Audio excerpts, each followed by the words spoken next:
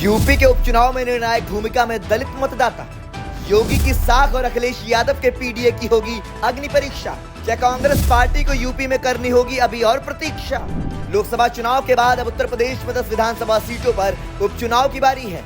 लोकसभा चुनाव नतीजों से उत्साहित समाजवादी पार्टी और इसके प्रमुख अखिलेश यादव का ध्यान पीडीए यानी पिछड़ा, दलित और अल्पसंख्यक के फॉर्मूले को आगे बढ़ाने पर है। वहीं सूबे की सत्ता पर काबिज भारतीय जनता पार्टी के सामने उपचुनावों में जीत के साथ साख बचाने की चुनौती होगी। हालांकि उपचुनावों में दलित मतदाता भी फैक्टर साबित हो सकते हैं। बीजेपी और सपा दोनों ही दल दलित मतदाताओं को अपने पाले में करने की कोशिश में जुटे हुए हैं। तो वहीं उपचुनावों से दूरी बनाए रखने वाली मायावती की अगुवाई वाली बहुजन समाज पार्टी भी इस बार उम्मीदवार उतारने की तैयारी में है। 10 सीटों पर होने हैं उपचुनाव। यूपी के 10 विधानसभा सीटों पर उपचुनाव होने हैं।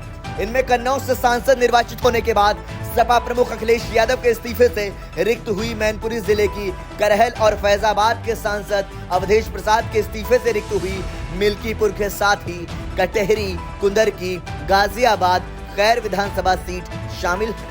फूलपुर, मीरापुर, मझुआ और सीसामऊ विधानसभा सीट भी उपचुनाव के मुहाने पर खड़ी है। जिन 10 सीटों पर उपचुनाव होने हैं उनमें से 5 सीटों पर 2022 के चुनाव में समाजवादी पार्टी के उम्मीदवार जीते थे।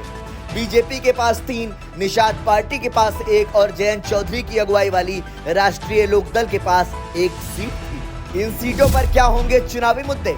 विकास और स्थानीय समस्याओं के साथ ही उपचुनाव में संविधान और आरक्षण का मुद्दा भी छाए रहने की संभावना है। लोकसभा चुनाव में 2019 की 62 सीटों के मुकाबले पार्टी के 29 सीटों के नुकसान के साथ 33 सीटों पर आने के पीछे बीजेपी के नेता भी संविधान और आरक्षण के मुद्दे पर विपक्ष की ओर से गढ़े गए नैरेटिव को मुख्य वजह मान रहे हैं। चुनाव नतीजों की समीक्षा करने लखनऊ पहुंचे संगठन महासचिव बीएल संतोष के साथ मीटिंग में भी दलित और ओबीसी वर्ग से आने वाले नेताओं ने ये मुद्दा उठाया था।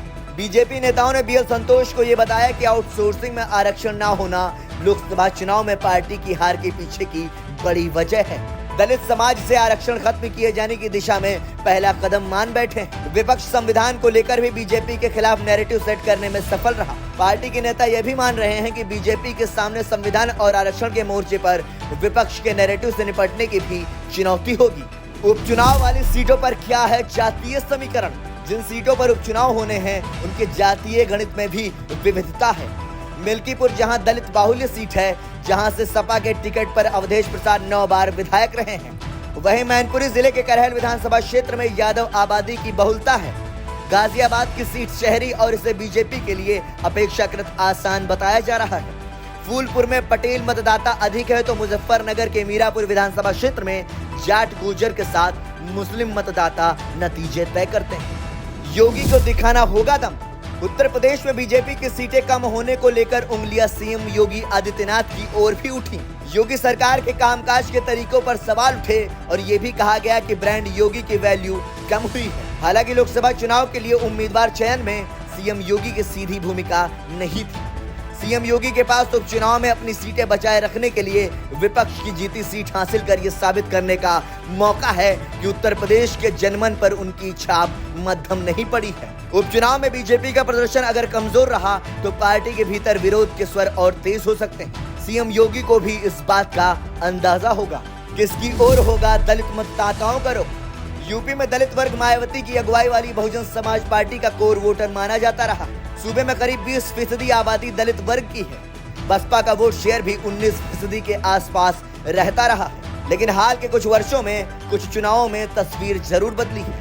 हाल के लोकसभा चुनाव की ही बात करें तो बसपा का वोट शेयर 19% से गिरकर 10% से नीचे चला गया। बसपा को लोकसभा चुनाव में 9% वोट मिले थे और पार्टी वोट शेयर के लिहाज से कांग्रेस के भी पीछे रही और बसपा का खाता भी नहीं खुल सका था। उपचुनावों के लिए कांग्रेस के लिए क्या है।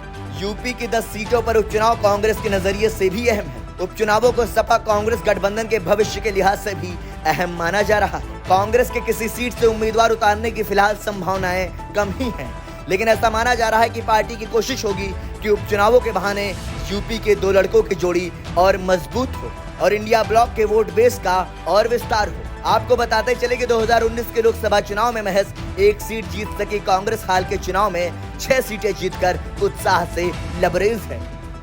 ब्यूरो रिपोर्ट संदेश वाहक।